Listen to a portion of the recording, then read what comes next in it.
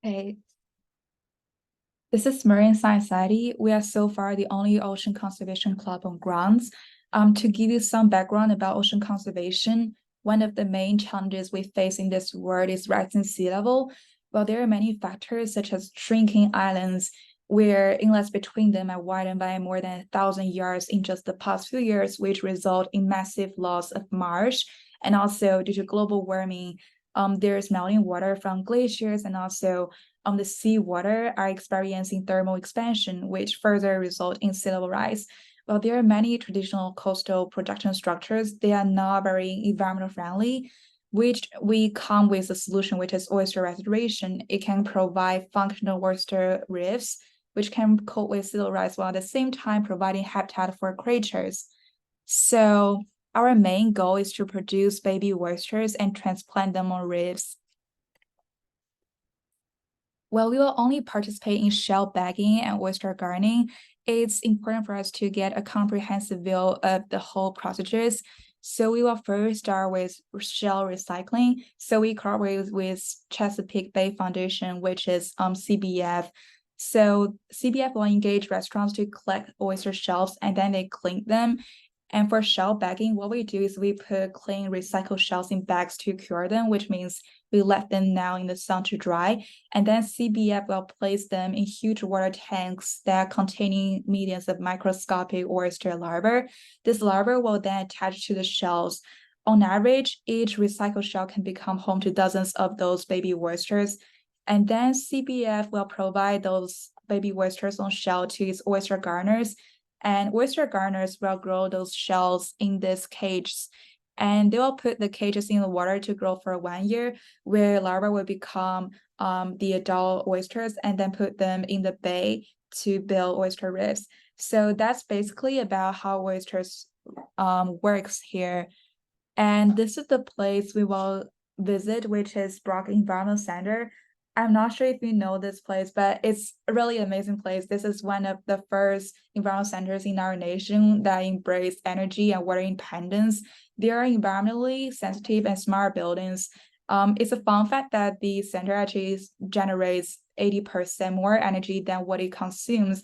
You can see many solar panels and residential wind turbines here. So it's a really great place to visit if you are interested in environmental friendly some works or jobs. And this is the yard which we will visit the most. And this is the Center for Oyster Restoration.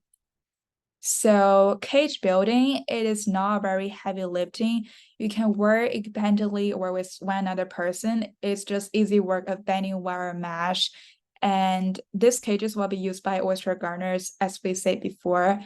And then oyster shell bagging, this is a little very intensive, but it's very simple. You're just work with another person to bag the shells into like 50 pounds of shell bags. And we use some procedures to make this process more efficient, such as shell jigs. We teach all of those in our restoration program. So we will provide training session. All tools will be provided. And yeah, you can just come here and you can come here alone or bring your friends. We will actually put you in some carpools and you will get familiar with people in your carpool. So it's not worry if you just come along. And the procedure is we will first meet between 9 to 9:30. We will drive for 3 hours and then we will arrive there at around 12 or 12:30, and we will having lunch and taking pictures. And after lunch, we'll volunteer for 2 hours from 1 to 3, and then we'll getting back on grounds at around 6. So it actually means you are put your entire day from the 9 in the morning to 6 p.m. in the afternoon into oyster restoration.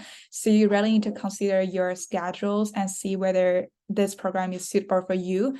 And yeah, the place is Broad Environmental Center. Please dress for the weather.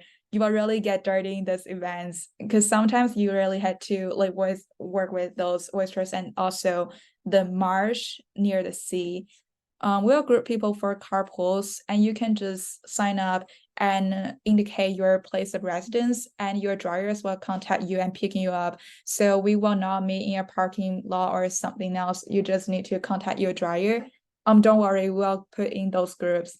And this is another thing we did in the past years, which is whale watching. if there's still time, we might invite you to whale watching events this semester. But this event is still tentative. So the service day is October 7th. If extreme weather like thunderstorm is anticipated, we'll notify you and postpone to a later day. But it's very possible that we will still pursue the date on October 7th. And the deadline to sign up is next Thursday. We will not take volunteers after that day. There's Google form or Microsoft form, depending on which site is more convenient for you. And if you volunteer to drive, we will cover tolls and also all your expenses. So don't worry. And it's usually each driver will drive for 3 hours. And yeah, I think that's basically about this program. If you have any other questions, please email me or Jenny.